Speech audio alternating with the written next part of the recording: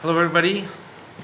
Thank you so much for having me. Welcome to our Kabbalah class. We are learning the first introductory article of the Bala Sulam Rav Yehuda Ashlag, the master Kabbalist. And when a student wants to orient themselves towards learning Kabbalah, the Bala Sulam wrote many introductory articles, and those are articles that explain what the wisdom and methodology of Kabbalah is. And so that alone is steeped in mystery over the millennia. People have not even sure what Kabbalah is. Kabbalah is called the inner aspect of Torah, and it is, if a person asks what is the purpose of creation and what is the Torah for, those are good questions. And so the Kabbalah, which is part of Torah and Mitzvot, is the method for us to achieve the goals of creation. And we discussed what those goals were. God created the world because He wanted to do something great for us. He wanted to do something nice for us. He wanted to give over pleasure to the created beings. And so that, again, immediately a question arises, well, it doesn't look so good. So how is this what God wanted? And so we started to answer those questions, that one of the gifts that God wants to give us is free will, that we have an identity, we have an ego, we have a sense of ourselves, and from that vantage point we can have a relationship with God. But there's also there are other issues, and God wants us to earn what we get, because there's something called bread of shame in Kabbalah, which means that if we were just to get all of the gifts for free, which is how we were in the world of Ein Sof, where all the light came into the vessel and we just had endless, unbounded pleasure all the time, that's great, except for the fact that after a while it becomes very robotic, because we don't earn anything, we don't feel good about ourselves. And so these are all the questions that arise when we start to study Kabbalah, and the Bala Sulam answers them for a modern student. The Bala Sulam, Rabbi Yehuda Ashlag, lived only, I guess, 75 years ago, and so he spoke in a very modern way. And since the evolution of consciousness has progressed so far in the last 6,000 years, and that we're called the final generation, which means that we're close to the time of the coming of the Messiah, which means this breakthrough generation, this breakthrough into higher consciousness, where we find a heightened sense of awareness and ability to do the work of Torah and Mitzvot in a revealed way.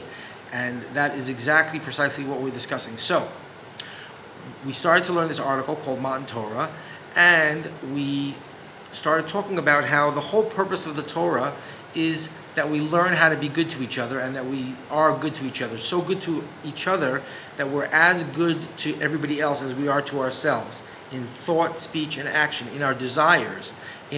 So when you wake up in the morning and you say, "Oh, I really feel like ice cream," and instead of waking up and saying, "Oh, I really feel like ice cream," you would say, "Oh, I think I know all my friends love ice cream, and I bet they want ice cream." That would be the thought that would pop into your head.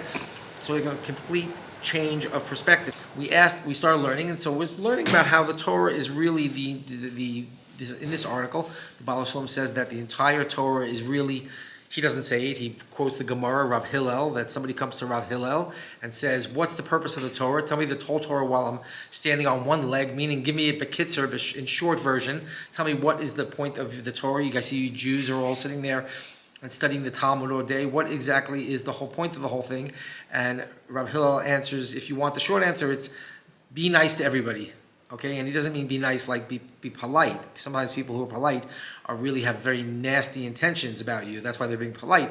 We're talking about actually caring about people. And so the next question that should pop into all of our heads in the study of Kabbalah is that possible? That sounds absolutely the opposite of possible. It sounds, if I know anything about life, I know that we act in our own self-interest. And so that's why we talk about transcending the ego, coming out of our ego, that there's a place, a space, a spiritual place, higher worlds, they're called in Kabbalah, where we can care about each other as much as we care about everything else. So you see, if you are like having a wonderful day walking in the woods, and you feel this communion with nature, you feel a complete unity, you feel like everything belongs to you and it's inside of you, and you feel that every leaf and every caterpillar is part of you, and you would never want to hurt anything, and you want everything to be, you see the integrity, the integral nature of the system. You see that like this bug eats this leaf, and then this leaf grows, and you see how everything is connected. and you start to feel the unity of existence. And so the Torah and Mitzvot is a methodology for achieving this state of consciousness where we have the ability to transcend our ego, which in the Torah vernacular is called leaving Egypt, right? We leave a place of restriction, of lower consciousness where it's me, where we're sure and we're completely convinced at every moment that we have to take care of ourselves and that the best place for me to experience pleasure is within inside of myself, right? I eat cake, I eat pizza. You don't say to yourself all day, I'm really gonna hope my friend eats this delicious piece of pizza, right? We have this, it's a certainty, it's like part of nature, right? But it turns out that there is a place outside of this. It's called, anybody want to guess what it's called in the Torah parlance? It's called Gan Eden. Not Gan Eden, but very close. It's on earth. Gan Eden is up there, but what's down here? Eretz Yisrael, Okay. Yashar Kel, straight to the Creator. So there's a place. Why did let's follow the story in the Torah? The children of Abraham, Isaac, and Jacob, who were doing this methodology, went down to Egypt.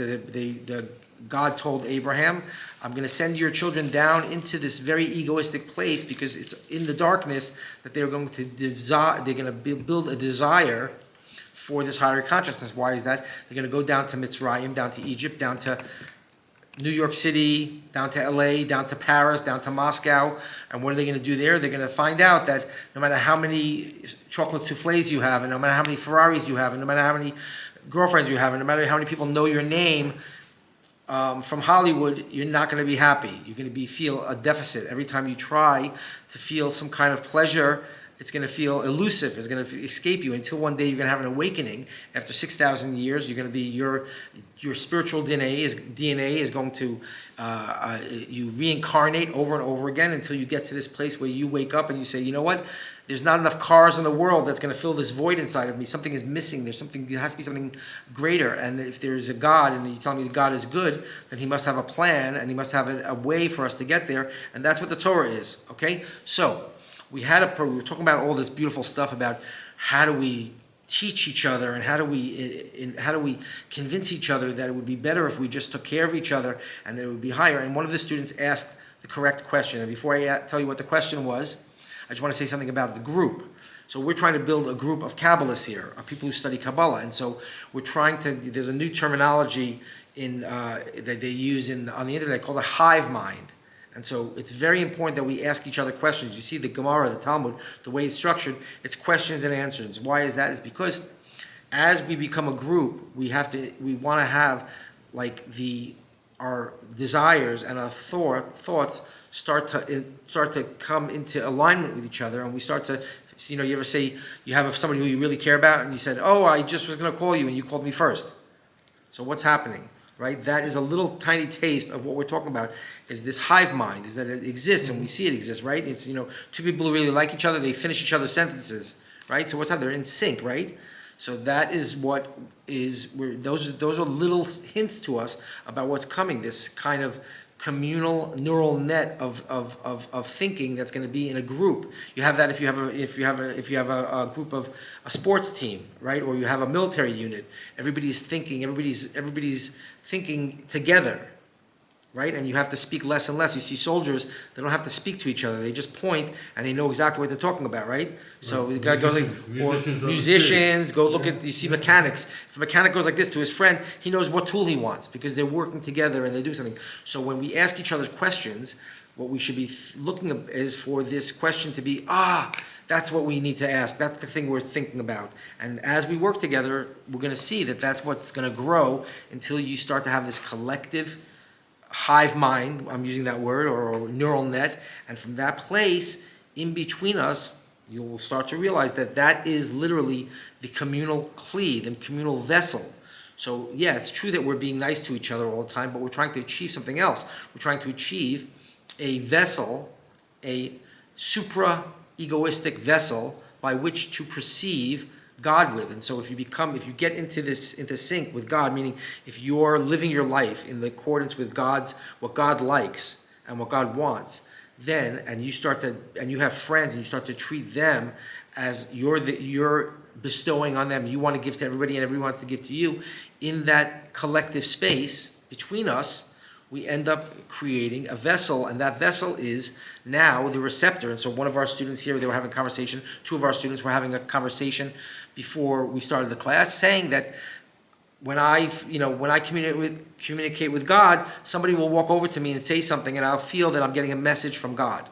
That's what we're talking about. We're talking about somebody that was a stranger, not part of the hive. Okay, but I'm just saying that is a hint about what's coming. And so a person who is who does the work of Torah and Mitzvot properly and achieves Mashiach consciousness and corrects all of their desires from being selfish to being altruistic, that person, when they walk around all day, everything that it says to them, everything. So imagine you're in the woods and you feel a bird flutters over to you, and you feel, what do you feel? You feel the unity. You feel that you belong with everything.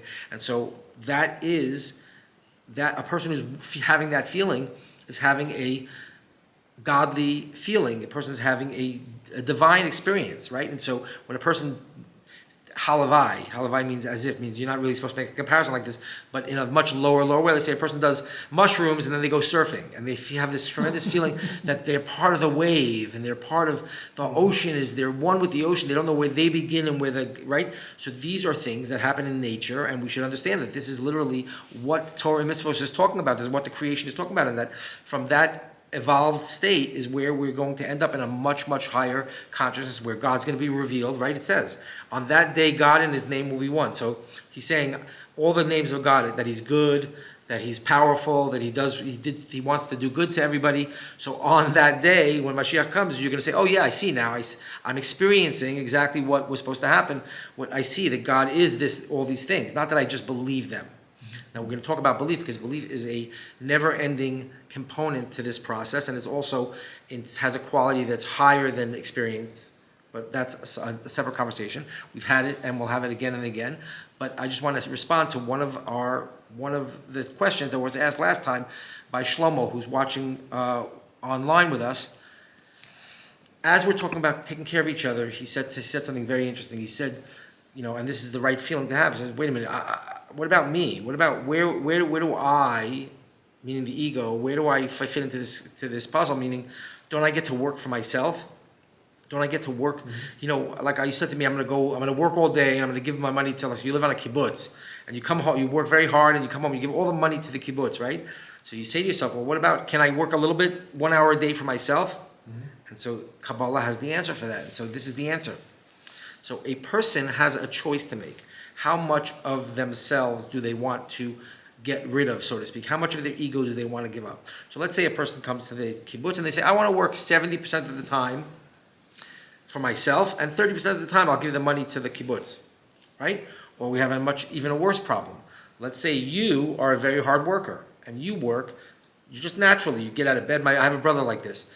Pops out of bed and he works every single minute of the day until he goes to bed. He will not, if he's nothing to do, he will paint the house. He'll clean the garage. He will not sit doing nothing. Whereas me and my other brother, we'll sit around and we'll happily talk with people and do nothing, and right, and just just have live whatever. So what we consider living. So there's a major problem. You're a doctor, and you like to work 14 hours a day, and this guy, not you, this other guy who's sitting next to you, likes to work around 3 hours a day, and he's not particularly bright, so he goes to the lunchroom and he cleans up a little bit. Now you say to yourself, how is this equitable? And so the Gemara, the Talmud, is all about, the revealed Torah is all about equity. If you pay work for something, how much you have to pay the workers, and how much is what's fair, and how much is everything. And we're constantly, so the Jewish people who study Talmud their whole life are very good at business, because we're constantly evaluating the worth of something. So are you telling me that all the Talmud and all what those rabbis were doing for hundreds and hundreds and thousands of years learning this stuff is just nonsense until we wake up one day and we decide that we're going to be altruistic? No. The answer is that the more a person becomes selfless, Moshe Rabbeinu said, God made me, your Torah made me very small. So, a person might decide that they want to have more of their private life. They want to spend, so you have a choice between, you can join this kibbutz, but you can work between, you can give 50% of your paycheck to the kibbutz, or you can give 30%, or you can give 70%. You decide. Okay? So the thing is that the more that a person gives, where are they getting paid for the amount of work that they're doing? I'm saying Mashiach comes, and now we're all going to work every day. And where is the difference between, okay, I get it that we're all trying to work together and we're all trying to love each other. I get that. And it's going to be nicer and it's going to be beautiful. But what about this deficit where I'm working harder than this guy and I am not, and so why should I just give more money than he is? So the answer is that the spiritual, you get paid in spirituality. In other words, so I want you to imagine that you work for a company and everybody's trying to talk to the boss all the time. Everybody's trying to talk to the boss, right? So you have 3 secretaries in front of the boss, and you try to get in, you watch any TV show, you see like The Big Shot, you can't get into the guy. I remember many times I was trying to get into them, I was trying to get a job from somebody, and a big record company, and I used to try to get there, I couldn't get in there. Once I finally got in there, the guy was so nice. What can I do for you? It's the first thing he said. But you can't get in the room, right? Okay. Yeah. So the answer is that as a person rises, and we don't know what everybody's potential is. But let's just say you have less potential, but you're working harder. He has more potential and he's working less. So it's not fair. You're going to come to Moshe Rabbeinu, you're going to say, what's going on here? We're all trying to work collectively and be nice to each other. But I have less potential, but I'm working harder, and this guy over there is sitting around. Why should I share my paycheck with him? It's a very good question. Yeah. So the answer is that the person who works hard, and we don't know how much a person's working based on their potential and their effort, right? Yeah. So it might be harder for me to work 6 hours than you. So we don't know any of that. But God knows it. And so the answer is that the person who gives more in the physical plane, in the material plane, he has more access to the boss. So, and that is much, much, much, much, much, much, much, much more valuable than anything lower down. So if you work in a company, you know that there's nothing that you're going to, let's say you start in the mailroom, there's nothing that you're going to do to earn credits by working in the mailroom that's going to matter spending 30 seconds in the elevator with the guy who runs the company. You can work for a year in the mailroom and you're never going to get the equity, the right that you're going to get from speaking to that guy for 30 seconds. So we have to understand is that it's true that it's a big mishmash down in this physical plane, and we have to know that it's not. We have to evaluate. We say, listen, I'm working harder than you, and you're working less hard than me. It's not fair. So in this world, in Olam Hazeh, before we have Mashiach consciousness, before we do Torah and Mitzvot, it's just not fair. If you enter into a relationship and you have a spouse, and you're working all day and the spouse is doing nothing, but the spouse is always asking you for stuff, but they're not giving you anything, it's not fair. You feel bitter, you feel angry. But when Mashiach comes, it'll be different. When we have access, you'll be very happy with what you're doing, and guess what? You'll make a decision. I want to work more, and I want to be higher, closer up. That's why we have, you see in Torah Judaism, we have Kohanim, Levi, Yisrael. We have all of these different, we have the inner chamber, and then we have in the Beit HaMikdash, we have all these different, right? So a person has to decide, and you do this all the time. You know, people go to a rock concert. Some people want to sit far back, and they want to sit in the parking lot, and they want to drink beer and sit by the car and listen to the music from far away. Some people want to sit in like the high up so they can see the entire audience and the stage and see everything like that. Some people want to sit, in the perfect, it's called the cinematographer seat, like exactly 30 degrees into the audience and 30 degrees to the right, that perfect spot. And some people want to be in the front so their ears get blown out by the speakers. Everybody has their own desire, and everybody knows. So what's beautiful about when we building a spiritual vessel, a communal vessel, a spiritual vessel, we're going to be the happiest when we find out where we belong. So if a person is a Satmar Chassid, you're not going to be angry at them. I don't like the way you guys do something. If you're a Breslov, if you're a Chabadnik, if you're if you're into that, everybody's going to have their place, and everybody's going to feel like, thank God I'm where I am. This is where I want to be. Right? So some people, if you want to live in the woods and they stick you by the beach, you're not going to be happy. If you want to be by the beach and they stick you in the woods, or if you want to be in the city and then they put you in the suburbs, right? So it's not always about just like what everybody, one person's higher than the other. It's also about where do you want to be and where do you belong and where do you feel the most happy and the most healthy. So what's your tikkun? What? What your tikkun is. What your tikkun is, and what is a tikkun? It's you fix yourself to get back to where you started from. And so my point is that when Bnei Israel went to Har Sinai to get the Torah, and God, there was a revelation of God, everybody thought, oh, I want to get as close as I can to God. What happened? They went and they got terrified and they died from getting too close. So the point is that when you find your sweet spot, you're going to say to yourself, I know where I want to be. I know that I want to be.